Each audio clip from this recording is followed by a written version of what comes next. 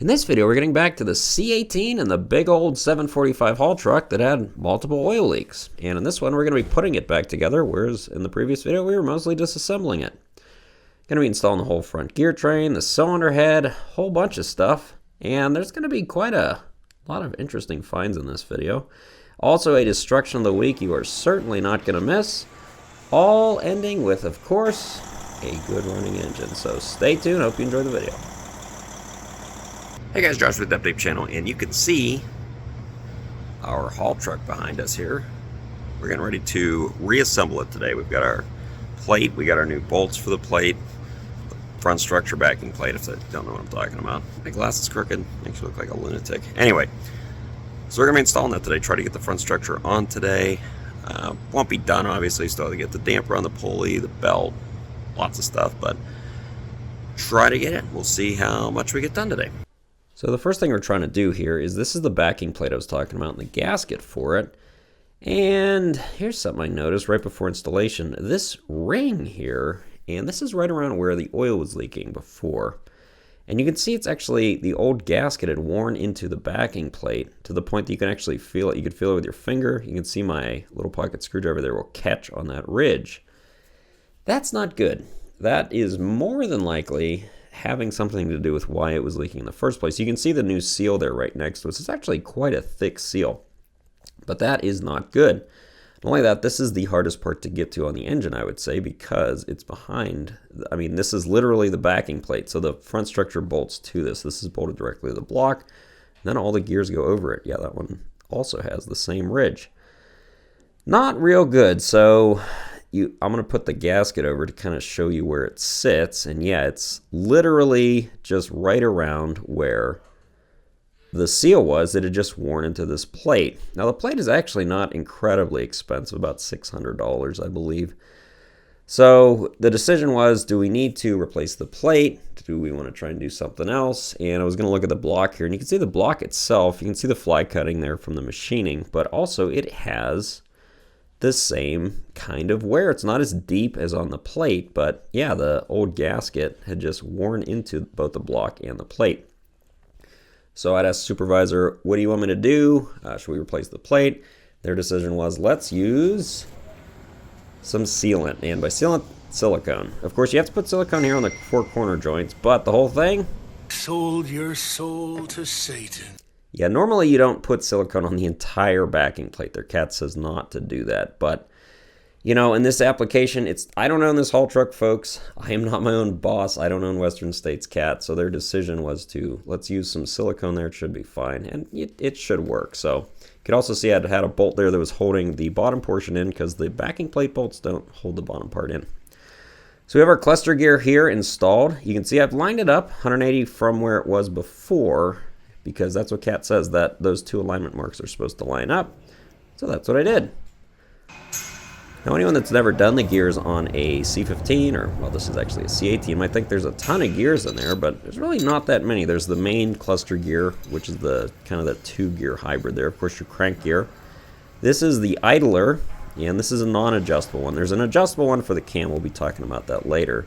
You can see we're installing this non-adjustable one here, and I put blue Loctite on them. Pretty much anything inside an engine that's behind a moving part, you want to use Loctite unless it specifically says not to, because of course you want to do everything you can to ensure that those bolts or nuts do not come off, because not only will they fall off, they'll usually get in the gear train and then destroy the engine. So I pretty much always use blue Loctite on anything like that. Only place you generally do not want to use it is on piston cooling jets, because since Loctite hardens, it can actually clog the jet, and then you're going to destroy your cylinder. So getting these installed here, then you're just going to slide the gear on and the retaining plate. Now this is our other hub, and what I'm showing you here is this is a bolt that's actually one of the old injector hold-down bolts.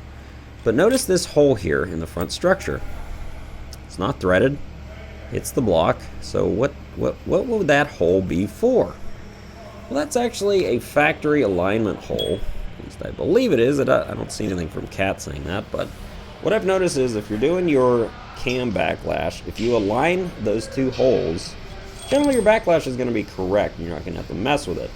Now, since we had the head off and the front structure off, our backlash is going to have changed from what it was before. Now, you have a little bit of leeway on your camshaft backlash. It's 14 thousandths plus or minus 10. So basically you have between 4 and 24 thousandths backlash. We'll discuss this later when I'm putting the cam gear on, but this sliding idler gear hub is what determines how much backlash it has. So that's why getting it on properly and then using that alignment hole is going to hopefully help us. Now, could it still be off? Yes, it could, because you don't know the exact geometry. Maybe this head's been decked, maybe something wrong with the head or the block's higher, something like that. So what we're going to do, though, like I said, I've had good luck with this strategy. Just put the bolt in there, right? Now, obviously, don't leave it in there later, but then we're just going to install the nuts and bolts for the sliding idler. And then after that, hopefully, our backlash will be okay, but we'll get back to that when we actually put the cam gear and the idler on. So you can see we have our front structure installed here. That's where your cam timing position sensor goes. There's also one for the crank on the bottom. Just kind of showing you, there's some weird spots. So you see the nut down there, the one behind where the cam gear would go. There's just random, it seems like random at least, bolts and nuts all over the place. Some are facing forward, some are facing backwards, but you definitely don't want to miss any. Like I said before, going to use some blue Loctite. We're going to then torque these bolts, do 40 foot-pounds. And yeah, this had a washer and a nut. There's one next to this also that goes the other direction, which I'll show you here in a minute. But you really just have to be particular, because if you just go through this quickly, you're probably going to miss a couple bolts and nuts because they're all over the place. And generally when I'm doing this, and especially you got to be careful here, because if you drop the nut down, the front structure there could get caught in a gear, and then you're going to be having a bad day because you're going to have to pull it back off. So I'm going to be torquing, pretty much torque anything like this. Generally, things I do not torque, well, it seems like that's gotten smaller and smaller list over time, but generally anything on the outside of the engine that's not critical, like a bracket that holds a wire on, something like that, that'll either get hand tightened or maybe even hit with an electric or air impact. That'll get it close to what the torque's supposed to be, but anything critical like this is going to get torqued. And I don't know how many things this 3/8 torque wrench is torqued over its life, but if I had $1 for every time I've used this torque wrench, I'd have a lot of dollars. So, I'm going to torque stripe it there. You know, the paint pen magically keeps the nut or bolt tight. Not sure how it does that, but, you know, magic or something. So here's the other side. Remember I said there's one facing the other direction? So yeah, there's literally a stud on the other side that's poking out that you have to put a nut and bolt on. Now once the head's on, you can't really easily get to that nut or washer, so you definitely want to try and do it before putting the head on. I'm sure people have forgotten that though and had a bad day. Not impossible though. So torque this one. Then after that we have to install the damper. Well, not before that, we got to do something else. A very important seal. The front main seal. Now folks, I don't believe I have a video showing you how to install a front main seal. This is the front. You'll notice because it shows a clockwise rotation, which you probably can't see in this video. It's very dark in this section of the engine bay here, folks. Sorry about that, but tried to illuminate it best I could. It's a tight area. You'll see me really only using one hand too. Literally can't get two hands in this area very easily, so trying to do this all with one hand. Now you might be saying you should have pulled that cooling package. The ones that's in front, it's actually not the radiator, so it's not technically a cooling package. It's the charge air cooler, the AC condenser, some other random coolers. If I was doing this again, would I pull that cooling package? Well, this is the first time I've ever had to do the front structure on a C18 in a 745 haul truck, and I'm not unhappy that I didn't pull the cooling package, but I may on the next one pull the cooling package and see if it saves me any time in the long run. You know, check the job at the end. Is there, 2 more hours or 4 less hours because I pulled the cooling package? Maybe it's a lot easier. I mean, this part of the job would be easier, but then again, you're going to have to evac the AC, drain lines, cap lines, put the cooling package somewhere, then reinstall everything. So I don't know. It's a little give or take. You could probably make an argument for either way, but of course this one I did not do that. So to install front main, we are putting that isolator, or locator I should say, on first. That bolts directly to the crankshaft with 3 bolts. You don't have to torque the bolts. They're 5/8 headed bolts from Cat. Just run them down with a little impact driver. And then you put the front main seal on. You just slide it in until it stops by hand. That's what I'm doing right now. So work it back and forth. This one has this, I believe it's called a trunnion carrier, or the front motor mount, so it's a little different than the truck ones, but seal area is pretty much the same. I'm going to lubricate the threads of the seal installer. You should always lubricate them. This is the pushing plate. So this is actually what pushes the front main in. You never want to just put a front main in with like a hammer or a piece of wood or something. You would definitely want to use the correct installer, because not only does it push it correctly, this is the large driving nut, but it also stops at the right location. And every time I do a front main on a C15, it always feels, of course this is a C18, but usually on a C15, it always feels like it drives it in way too far. It just looks too deep for the housing, but they don't leak, so it must work. So what's going to happen, and I've sped this up significantly because this was a pain in the butt. You're really just going to do it hand tight with this ratchet, which is a 18-inch or 17-inch ratchet, until it stops. You'll know when it stops because literally it'll stop ratcheting. It just stops, and then you're done. Just take everything back off, but you'll see that the best way to know when it's fully done is the outer, so the wear sleeve section, the one that's on the crank, not on the housing, should be flush with the face of the crankshaft, and I'll show you what I'm talking about there. Now, some guys run these on with impacts. I've seen that a lot. I'm sure that works, but if something goes wrong, you're not going to notice it because the impact, of course, doesn't give you much feedback. Not only that, you're probably damaging the threads and the driver nut by using an impact instead of doing it by hand. So we're fully seated. It stopped. You can see I was trying to tighten it more, and it just was not going. So what we're doing now is we're just going to take it off and then take a look at the seal and make sure it's installed properly. So are the installers the same from engine to engine? Well, so the 3406E, C15, C18s, yes, they are the same. The front, there's a front one and a rear one. The isolator, which is the first thing we put on here with those 3 bolts, is the same for the front and the rear, I believe. Now, maybe in a brake saver application, something weird like that, it might be a little different, but as far as I know, they're the same. The outer ones, it'll say front or rear, and obviously use those accordingly. So this one is, we're going to look, this one's done. We're going to take a look, and I'll show you what I'm talking about as far as the depth. So see the front face of the crank, it's flush. But if you notice the back part of the seal, it looks really deep, like it's in far deeper than it should be, but that's just how they go. So what we're looking at here is the old cups, and if you remember in the previous video, the cup seals were actually pushing out over the cups. So I had my assistant Chris here. Hello, Chris. I know he's a viewer. He took the cups out and was putting the new ones in. As you can see, yeah, those seals were literally just disintegrating, swelling. That's unusual. And also, we had another 745. Same thing was happening in the shop. Fortis is working on that one. So here's something interesting. He pulled the cup out of number 6, and what did he find when he pulled the cup out? What fell out of the cooling package? A valve keeper.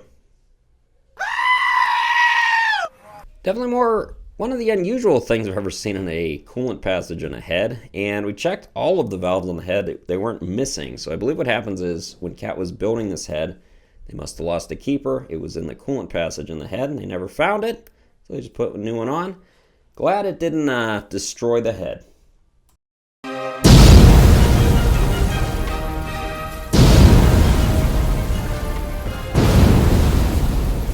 This week's instructional week's actually from our shop, and this was a core that brought in. Look at that, missing some valve springs there. I've never seen, this is a C13 head, a head destroyed this bad. Look at that. You can see the injector cup. That's pretty much all that's left in the head.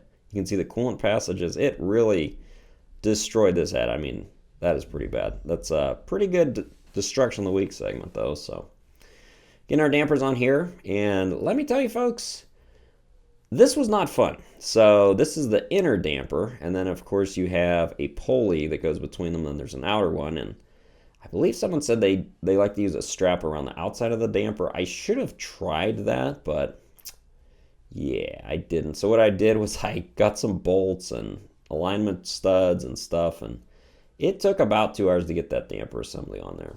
What a pain. But anyway, we got them all in, it worked. So these are the oil funnels, if you've never seen them before on the C15, C18 heads. That's supposed to prevent the oil leaks around the head gasket, and the new ones come with 5 of these. And now you just put them in right there. Everything else about the head gasket's pretty much the same. So we've got our 745 here. You can see, nice, just mopped the floor first thing in the morning here. I believe it's around 5 a.m.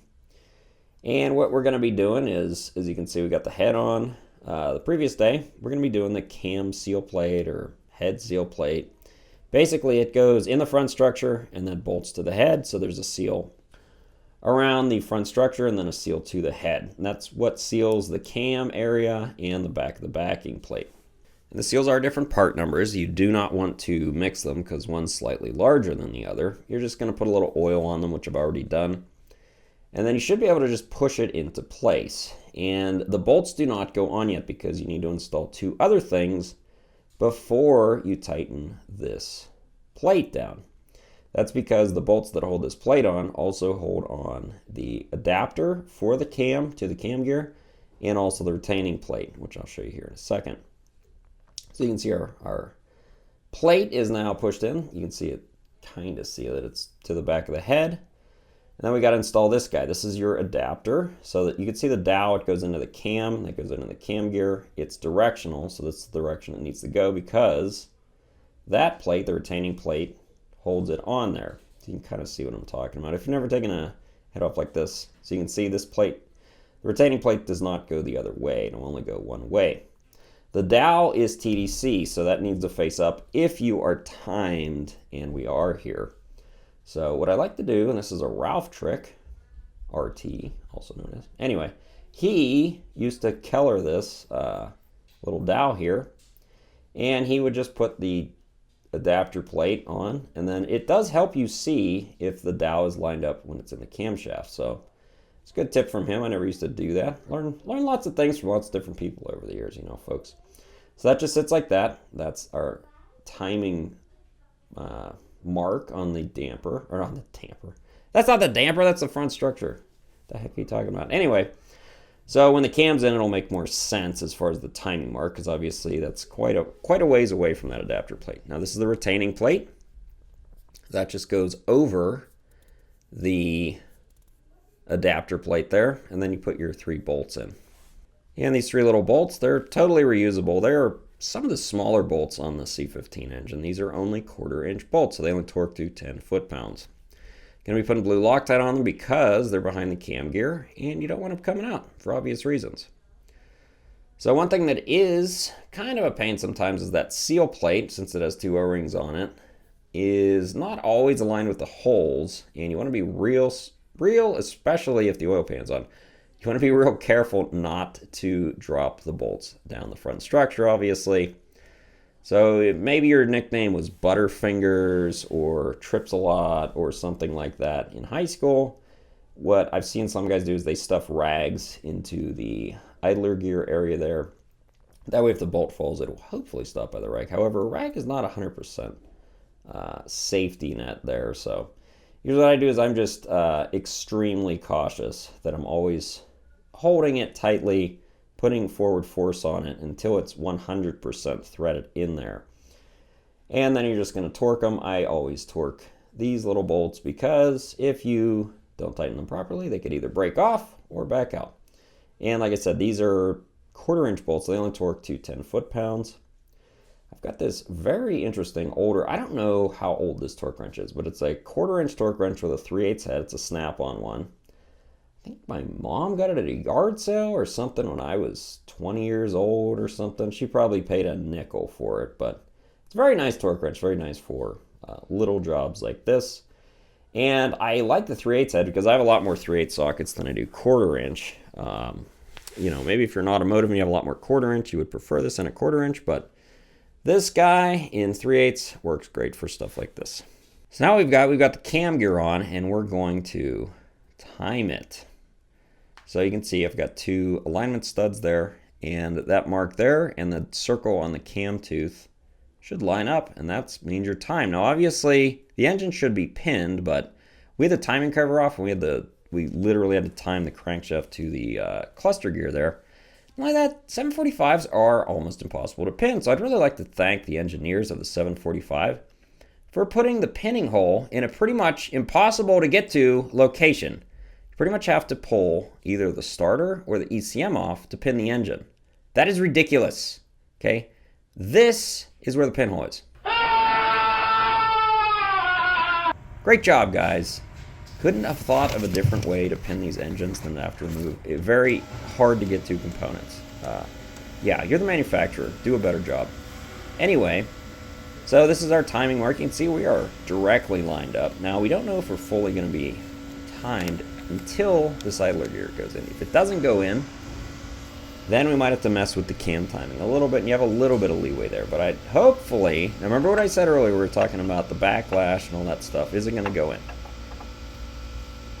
Yes! Awesome. I did not have to mess with the sliding gear. Now, the only thing you may still have to mess with it with is the backlash. Now, this backlash to me feels on the tighter side, just because I've done so many of them. But that doesn't mean it's not within the specification. Like I said, the specification, you have 20 thousandths variance. So we're going to try our 14 thousandths here and see if it fits. Now, if it fits with a 14 thousandths and it's a snug fit, that is perfect. That is the middle of the specification. But you have up to 24 thousandths and down to 4 thousandths variance. Or not variance, but allowance. And I used to be real particular that it has to be 14 thousandths, but anymore, folks, all I need to do is be within the specification. So what I've got here is an 8 thousandths, so we're still 4 thousandths away from the minimum. And it slides in, and it's a little loose. So I'd say this is probably close to 10 thousandths backlash, that is great. That's fine with me, folks. I am not complaining about that.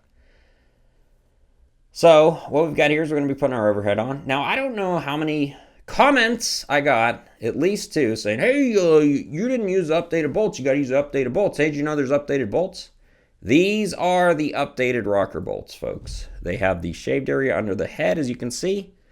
Those are updated bolts. Okay? So one other thing. These equipment guys are spoiled. Look at this. This is the valve lash.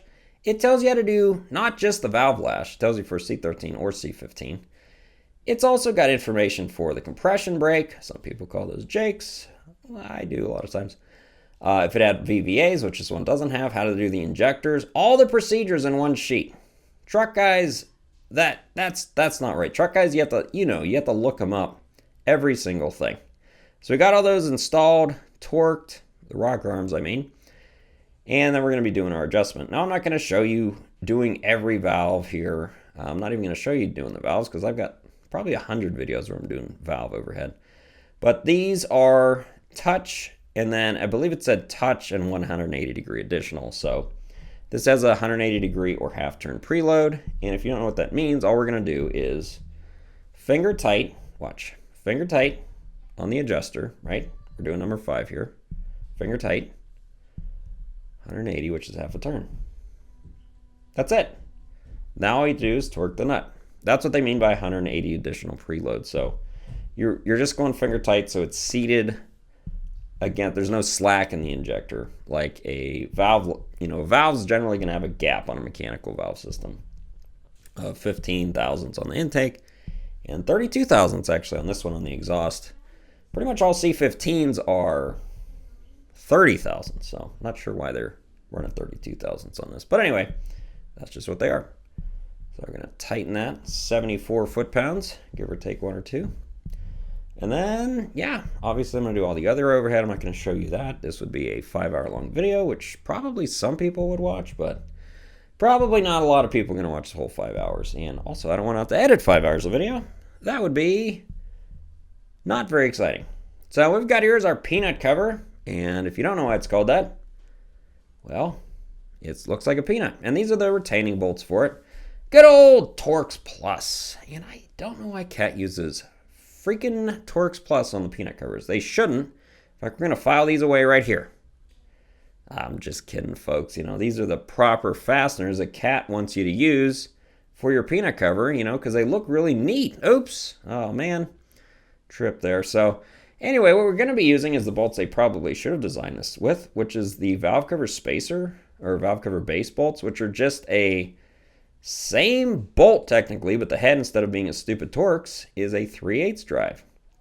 Hey Cat, why don't you start using those? Anyway, so what we've got here is we're pretty much finishing up here, and what we got is our V belt. That's not a V belt, serpentine belt with a tensioner. I've got this tensioner tool. It's pretty useful. It's It's a Craftsman brand one, but all it is it's a 1/2-inch drive bar on the end, and then it has a little adapter that has 8 positions, and it works good because it's really thin for getting in. 4 tensioners like this, see? Works pretty good. I've had that. Yeah, the engine started right up, ran well, no leaks. Got an Idaho Bigfoot sighting there. And pretty happy with the repair on this one. While putting the belly pan on, I'll take this as a good sign. Our friend the Arachnid returned. I'm going to assume it's the same one. Might not be. I'll let you guys know we're going to have a live stream the day before Thanksgiving. So tune in for that. And as always, thanks for watching.